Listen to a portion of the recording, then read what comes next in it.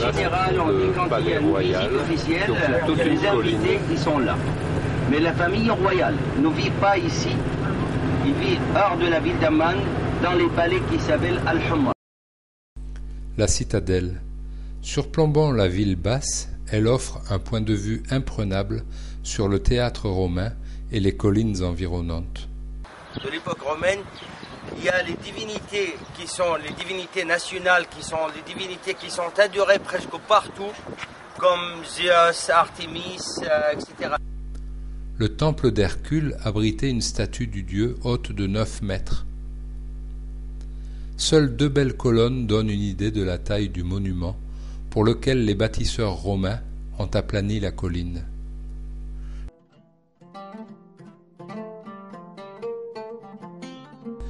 Amman, la capitale de la Jordanie, a de quoi déconcerter. Il ne faut pas s'attendre à découvrir une ville arabe typique avec son souk animé, ses ruelles grouillantes et son architecture traditionnelle. Amman, qui n'était qu'un village bédouin au début du XXe siècle, est plus proche d'une grande ville européenne que de Damas ou du Caire. De larges avenues bordées de palmiers, des buildings modernes, un tissu urbain qui s'étend sur 15 km d'est en ouest, pas de véritable centre piétonnier à l'exception de la ville basse.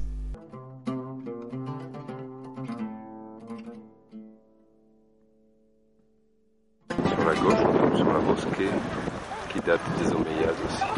Amman s'organise autour d'une série de ronds-points, les cercles, au nombre de 8, allant du centre vers la périphérie sud. Le palais El-Qasr remonte à la période omeyyade. Là, on voit la salle d'accueil. Et derrière, il y a cette promenade. Puis la Témenos, ici, qui mène jusqu'au palais du gouverneur.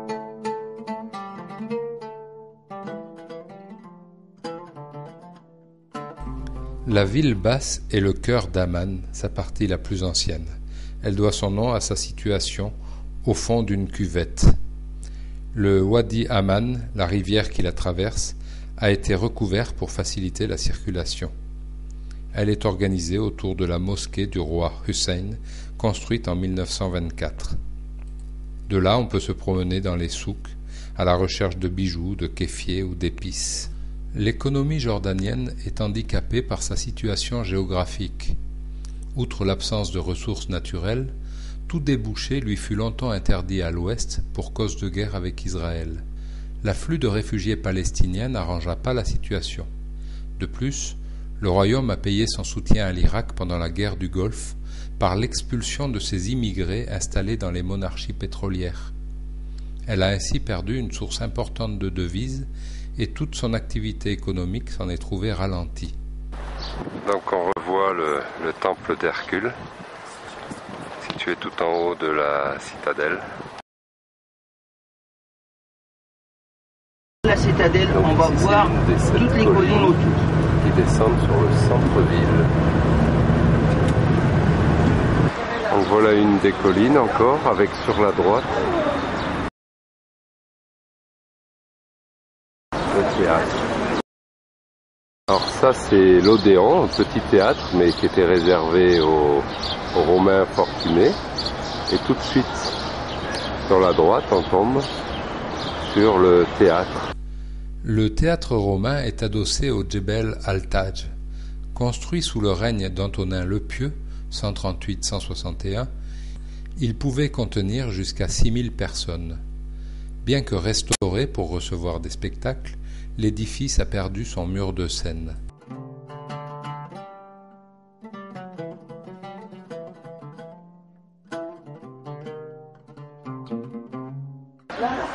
Alors ça c'est un temple romain qui a été ajouté à ce théâtre grec. Ces chaises-là ont été des places d'honneur, donc qui ont été rajoutées par les Romains, parce que les Grecs n'avaient pas ce genre de place.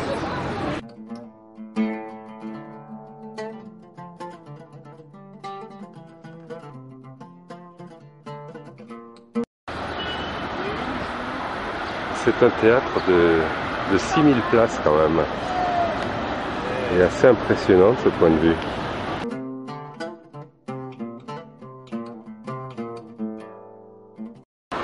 Alors là-haut c'est la citadelle. Et là, on tombe sur le théâtre, grec puis romain.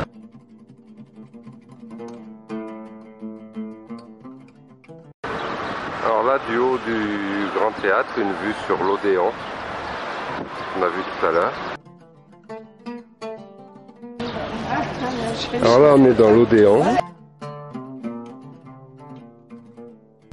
Le village ancien d'Ajloun se situe à quelques kilomètres après Jerash. La forteresse de Qalat al-Rabad a été construite sous Salah al-Din, mais a perdu son intérêt stratégique après la chute de Shobak et Kerak.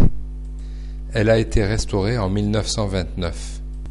Il faut passer 3 portes avant de pénétrer à l'intérieur.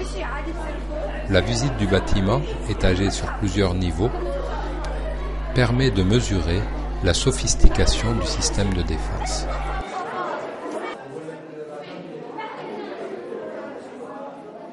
Voilà, alors là on voit qu'il y a eu un rajout. En haut, ça correspond à un téléphone arabe pour se passer les informations.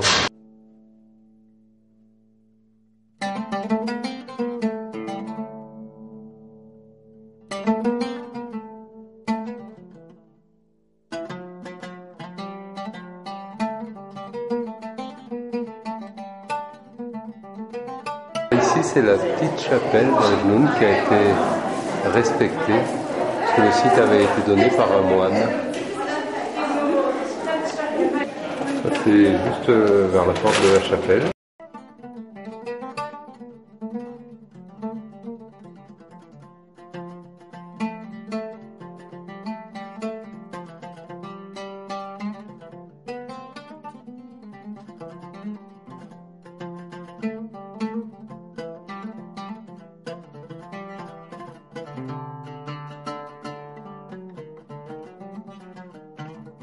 Jerash se trouve à 51 km au nord d'Amman.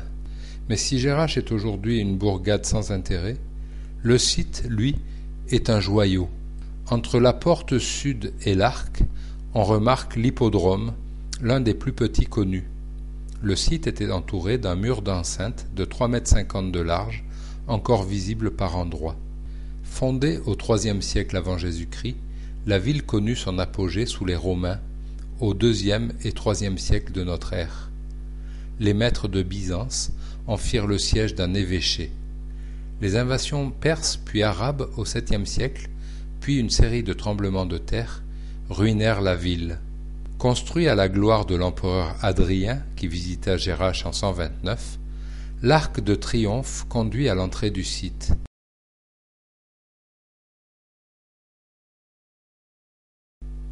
Sa forme en ellipse fait l'originalité de la place principale. Les pavés de la place, disposés de façon concentrique, et l'ornementation des chapiteaux de colonnes renforcent le côté théâtral et presque baroque de cet espace. C'est de là que part le Cardo Maximus, la rue principale de la cité. Longue de 800 mètres, cette avenue à colonnade aboutit à la porte nord, à l'autre extrémité de la ville.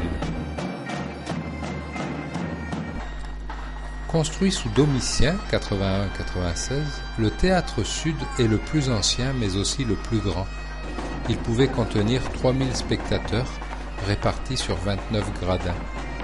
Il a conservé un beau mur de scène en calcaire rose et pierre blanche qui prend de superbes teintes mordorées au coucher du soleil.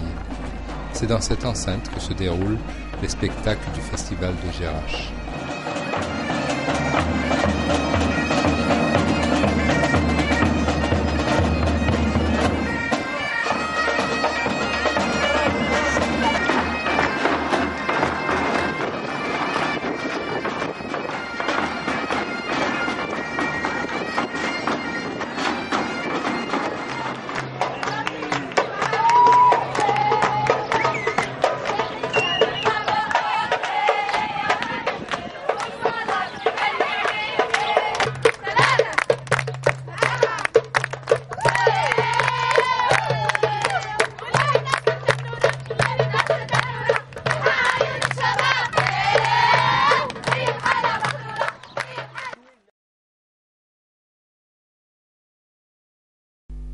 Le site ne compte pas moins de 8 églises.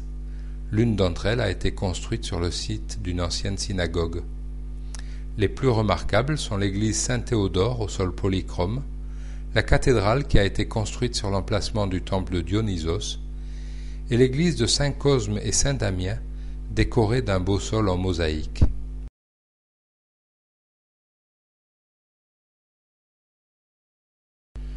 Le temple d'Artémis est encore plus grand que celui de Zeus. On a l'impression, en montant, que les marches débouchent sur le ciel avant de découvrir, au dernier moment, les hautes colonnes du temple. Et ça, c'est le plus grand temple de l'époque romaine qui se trouve en Jordanie.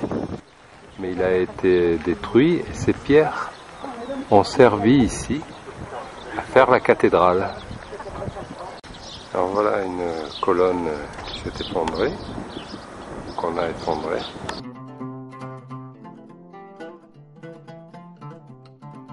On essaye de faire bouger la colonne. Bon courage. Les parties sont décalées, ce qui fait qu'elles peuvent bouger légèrement. La niche, il devait se trouver une statue de la déesse Artémis. Ah, c'est vers la fin du temple d'Artémis, en allant sur le Cardo Maximus. Ça, c'est l'Atiménos, et la continuation de l'Atiménos, c'est d'ici jusqu'à la porte. Donc, là, quand on regarde vers là-haut,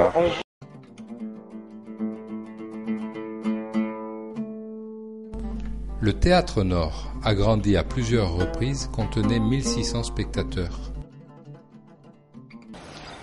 Ici, c'était considéré comme le Parlement dans la ville de Jerash.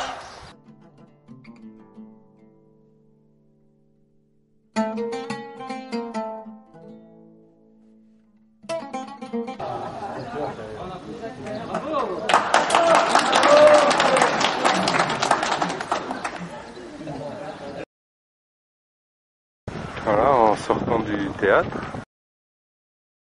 Alors là, sur le Cardo Maximus, et là il y a un tétrapile, donc qui veut dire qu'il y a un décumanus.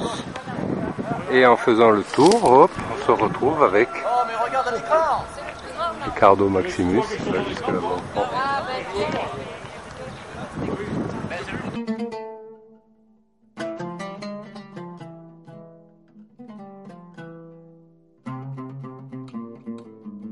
Ça c'est en sens inverse quand on a descendu le temple d'Artémis et qu'on parlait des escaliers. Là on voit les escaliers et on voit pas les faux plats.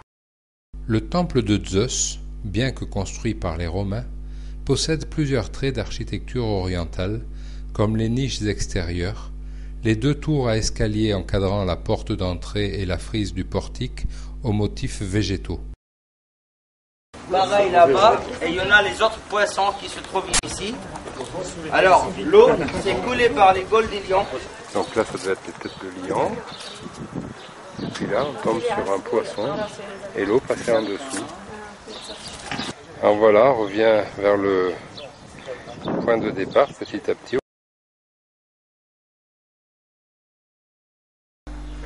Le marché, ou Macellum, se trouve sur la gauche du Cardo, dans son premier quart.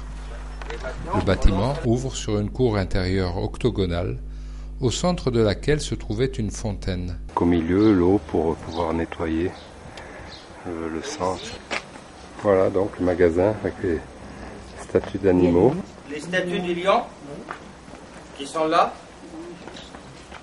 Les chèvres qui sont au milieu. Et à la fin, la pierre cassée, c'était un lion aussi. Voilà, je me retrouve à l'entrée où on était tout à l'heure avec un éclairage différent.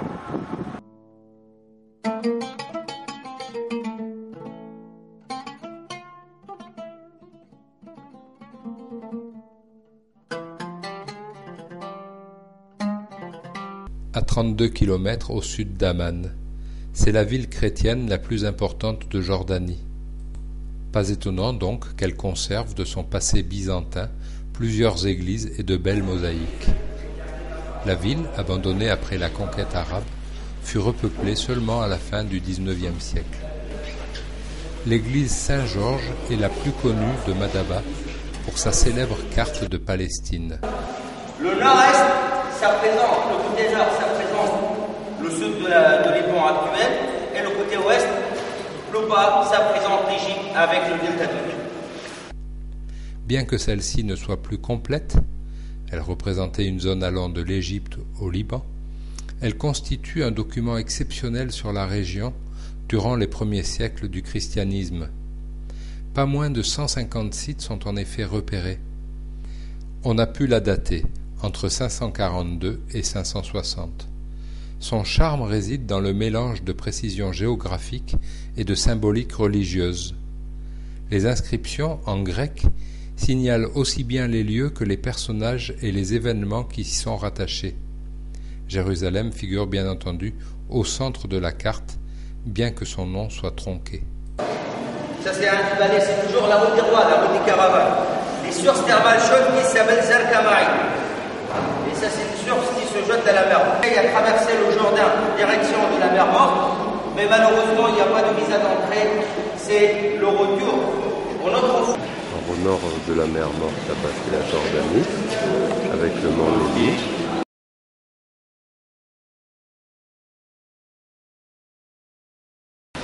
Voilà Jérusalem, avec son Cardo Maximus, c'est les murailles. Là c'est le départ de l'Égypte, de Moïse. Et là il faut inverser par rapport au reste. Il a passé 40 ans, puis il aurait passé 40 ans dans le Sinaï, je crois, avant de se retrouver de l'autre côté là-bas, ce qu'on a vu tout à l'heure, jusqu'au mont Nebo qu'on va visiter.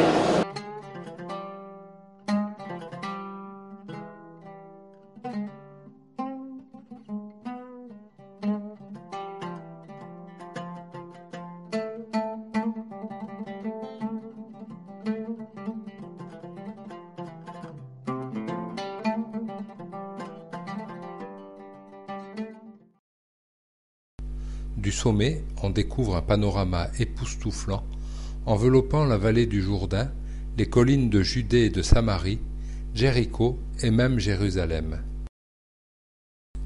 Le mont Nebo est à 12 km et demi de Madaba. C'est en fait le petit massif, 823 mètres, où Moïse aurait été enterré sans atteindre la terre promise.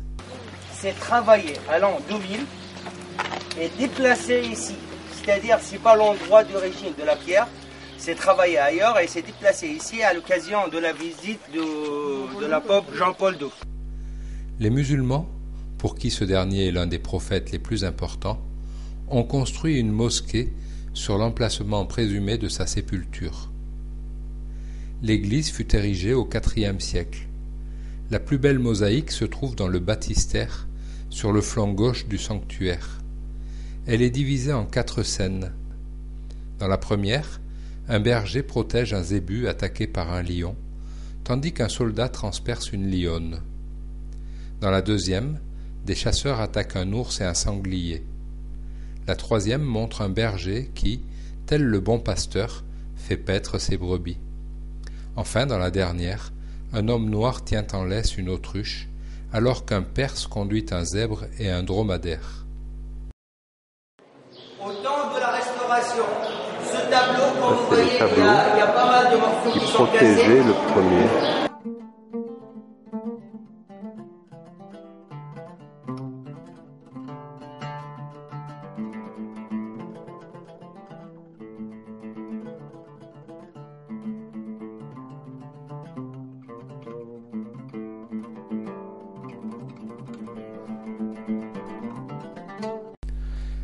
Pétra est située à 230 km au sud d'Amman. C'est le point culminant du voyage. Pétra mériterait de figurer au rang de merveille du monde. Rarement la main de l'homme a su aussi bien exploiter la nature tout en la respectant. Les Nabatéens ne se sont pas trompés en choisissant ce site grandiose et tourmenté où la roche se teinte de couleurs incroyablement diverses, de l'ocre au bleu, en passant par toutes les nuances de jaune, de brun, de blanc ou de gris. La manière dont ils ont taillé leurs temples et tombeaux dans le roc relève du génie.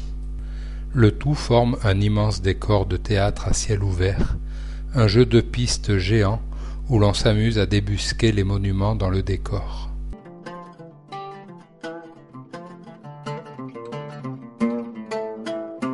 Alors là, on voit l'entrée du défilé et on voit bien la faille. Ça, c'est l'entrée, où il y a les gens là-bas. La capitale des Nabatéens, grands commerçants d'encens et d'épices et cultivateurs ingénieux, connaît son apogée au 1er siècle de notre ère.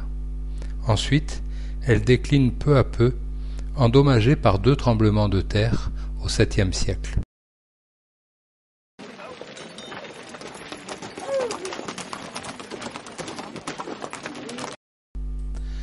Entre l'entrée et le sikh s'étend la nécropole de Gaïa. Certaines tombes sont inspirées de l'art égyptien, comme la fameuse tombe aux obélisques. Au bout de 1 kilomètre, on parvient à l'entrée du sikh, un défilé naturel long de 1 km 200 et haut d'une centaine de mètres. Par endroits, les parois se touchent presque.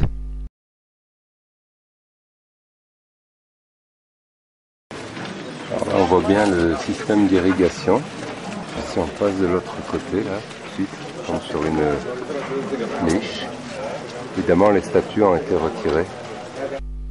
On remarque les canalisations qui courent tout le long du sikh et les barrages construits par les Nabatéens pour retenir l'eau de pluie ruisselant de la montagne.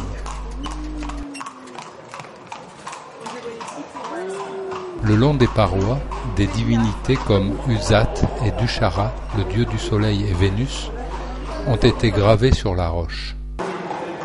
Alors là, en bas, on tombe sur une divinité, mais qui n'a pas de représentation. Ce qui était souvent le cas, puisque les Sémites ne représentent pas.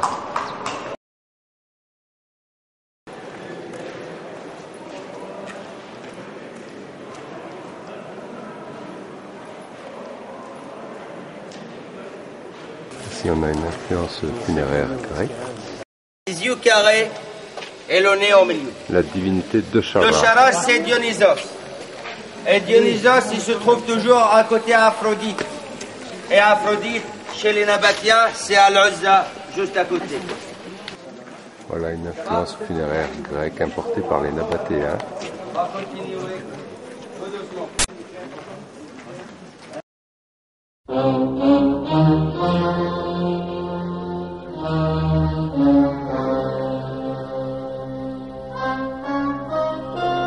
On voit les pieds d'un homme, mais on voit aussi les pieds d'un chameau et on arrive à distinguer la forme, ce qui prouve qu'ici c'était habité puisque les caravanes de chameaux passaient.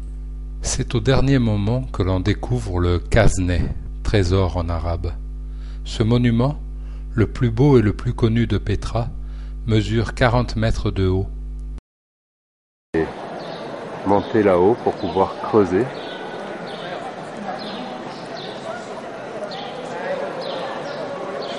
Il est entièrement sculpté dans la roche, dans un style incorporant nombre d'apports alexandrins. Il servait de tombeau. Son nom vient de la fameuse urne de pierre qui surmonte la façade. Alors là, on voit des excavations qui sont à 8 mètres sous le trésor. Les Bédouins, croyant qu'elle renfermait un butin, l'ont longtemps canardée à coups de fusil. À l'intérieur, 3 pièces nues, où l'on admire les marbrures multicolores de la roche. Donc là, je suis à l'intérieur du trésor et voilà l'arrivée. La ville basse commence juste après le Kazne et s'étend jusqu'au petit musée. Individualisme, voilà un mot inconnu dans la région. L'individu ici s'insère dans un réseau fort complexe d'appartenance familiale, géographique, à l'échelle d'un quartier ou d'une région, clanique, communautaire et religieuse. Les familles mononucléaires sont d'autant plus rares que les logements sont chers. Les grands-parents s'occupent des enfants, les jeunes des vieillards. La famille, pour étouffante qu'elle puisse paraître parfois, est gage de sécurité. Cette solidarité s'accompagne d'une sociabilité étonnante pour les visiteurs occidentaux. Ici, il n'est pas nécessaire de prévenir avant de passer, et les visites peuvent se prolonger longtemps autour d'un café ou d'un thé. Faillir à l'hospitalité, c'est commettre plus qu'une faute, une insulte. Aussi, on ne refuse pas une invitation, sinon en y mettant une foule de formes.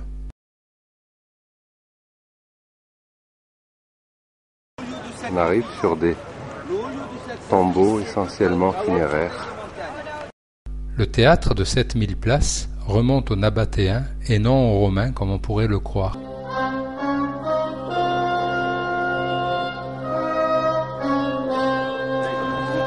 C'est super beau. Et souriez, vous êtes filmés.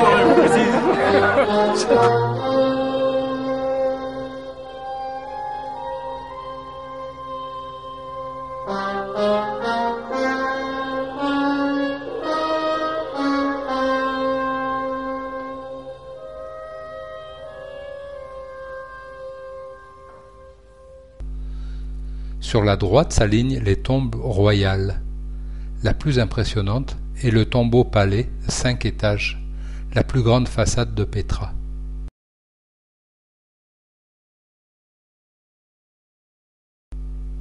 La Silk Tombe, elle, est connue pour ses marbrures incroyables.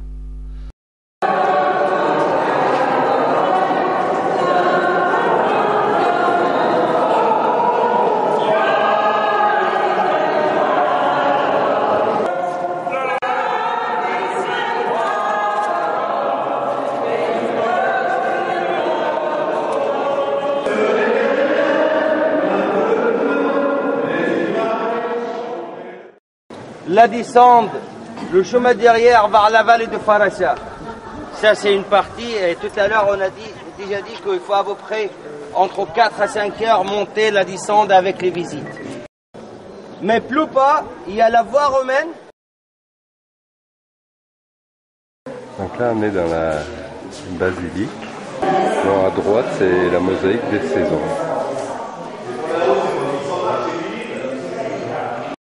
Alors ça, c'est la mosaïque de la fertilité. Toujours un mâle-femelle de chaque côté.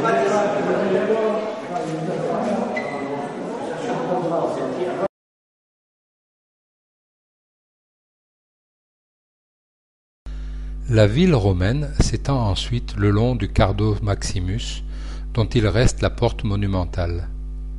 Sur la gauche, on trouve les ruines du temple sud, puis les thermes. Après la porte, le Qasr al-Bunet est un temple nabatéen. C'est le seul monument de Pétra non sculpté directement dans la roche. Il est très abîmé et nécessite d'importantes restaurations. Le début des 800 marches.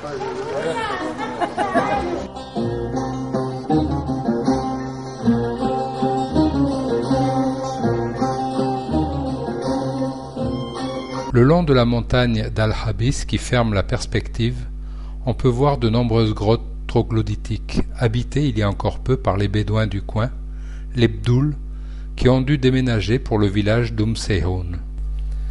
Peu après le petit musée et le restaurant, débute la montée au monastère, Al-Deir en arabe.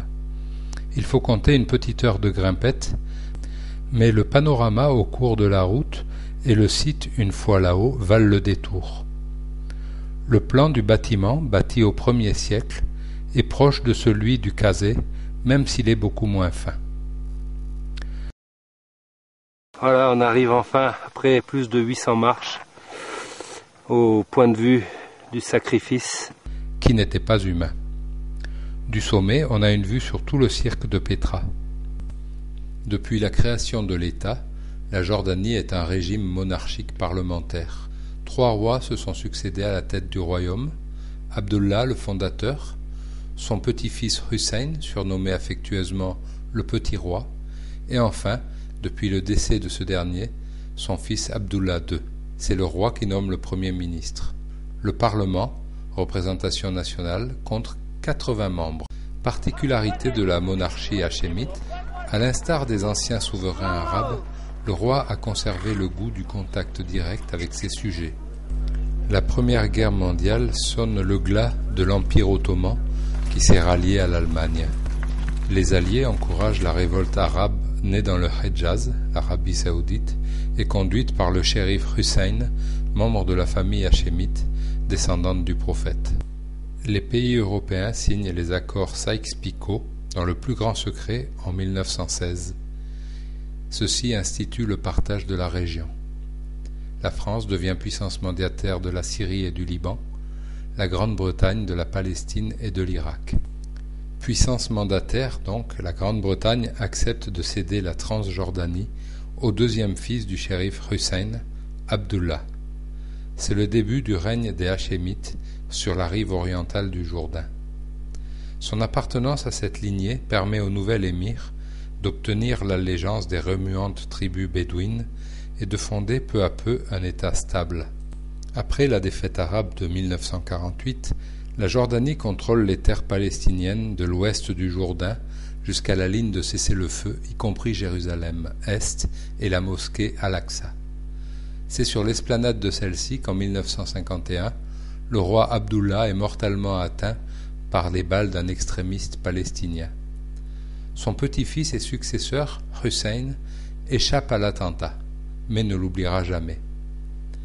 La situation du royaume dans un contexte de nationalisme arabe et de guerre larvée contre Israël n'est guère confortable, d'autant que Hussein penche du côté des Occidentaux, à l'inverse de l'opinion publique. Attentat, coup d'État avorté, le petit roi a bien du mal à maintenir son autorité. Entraîné malgré lui dans la guerre des 6 jours, il perd d'un seul coup Jérusalem et la Cisjordanie. L'afflux de réfugiés et l'omniprésence de l'Organisation de libération de la Palestine, l'OLP, fragilisent un équilibre déjà précaire. En septembre 1970, Hussein lance ses troupes contre les organisations armées palestiniennes. C'est Septembre noir, bilan 3000 morts. La guerre du Golfe, durant laquelle Amman soutient Bagdad, produit des conséquences économiques désastreuses sur le royaume, mais offre au roi une popularité sans précédent. En octobre 1994, la Jordanie signe un traité de paix avec Israël. À l'orée du XXIe siècle, en février 1999, le royaume perd son petit roi. Son fils Abdullah lui succède. La Jordanie est plus que jamais une alliée précieuse des États-Unis et elle l'a montré pendant la guerre contre l'Irak. Mais cela la met en porte-à-faux vis-à-vis de sa population, très hostile aux Américains.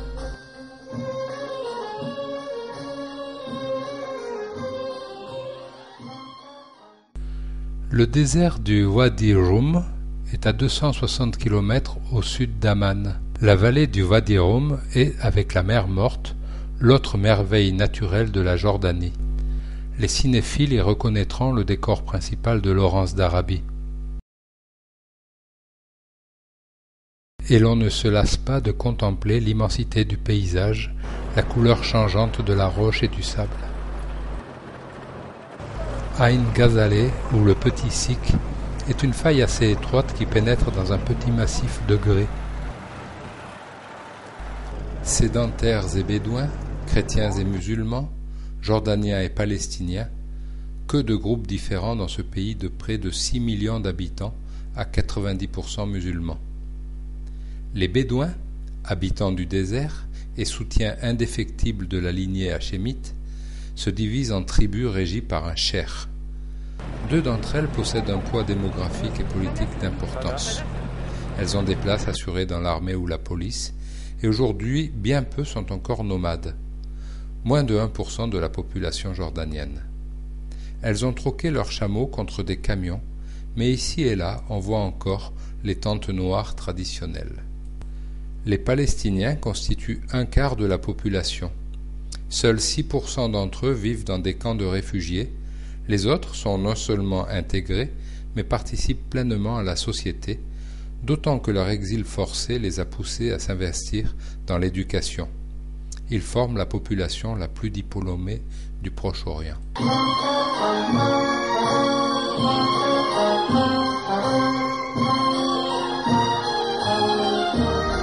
Aqaba se trouve à 328 km au sud d'Amman.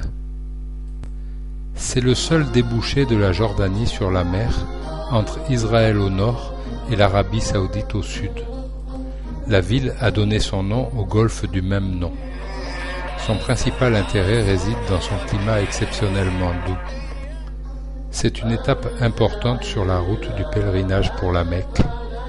Le fort, élevé sur les restes d'un château croisé, porte un blason aux armes du roi Faisal, rappel de la prise de la ville par Laurence d'Arabie en 1917. Dans la mer Rouge, on peut admirer les coraux, êtres vivants et fragiles, ainsi que tout un tas de poissons multicolores.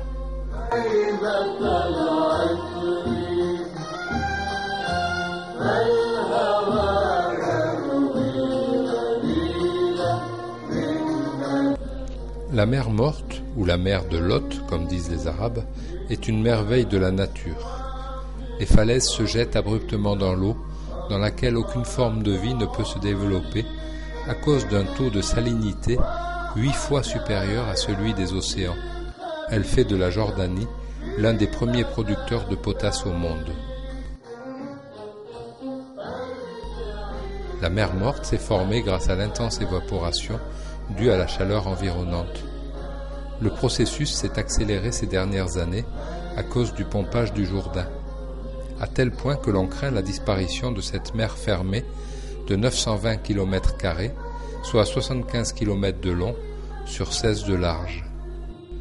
L'eau est d'une telle densité dans la mer Morte que l'on peut y lire son journal. Il y est difficile de nager, tant le corps est porté naturellement.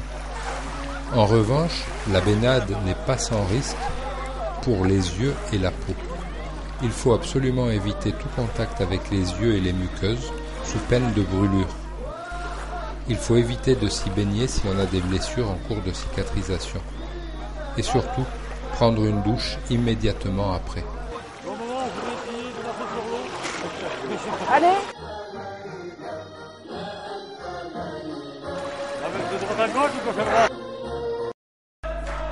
Traditionnellement, ces sociétés sont patriarcales et conservatrices. L'honneur d'une famille repose également sur la conduite exemplaire de ces femmes. Mais le temps est loin où elles étaient cloîtrées. De Beyrouth à Damas, à Amman, des femmes portant le voile traditionnel croisent d'autres femmes en jean, les cheveux au vent. Nombre de jeunes filles fréquentent l'université puis travaillent. Le mariage reste cependant le moment essentiel de leur vie et donne lieu à de grandes festivités qui s'étalent sur plusieurs jours et pour lesquelles les familles se saignent à blanc. La crise économique a donc pour conséquence une augmentation de l'âge du mariage, 30 ans en moyenne. Dans les classes sociales les plus élevées, il se déroule dans les grands hôtels avec plusieurs centaines, voire plusieurs milliers d'invités.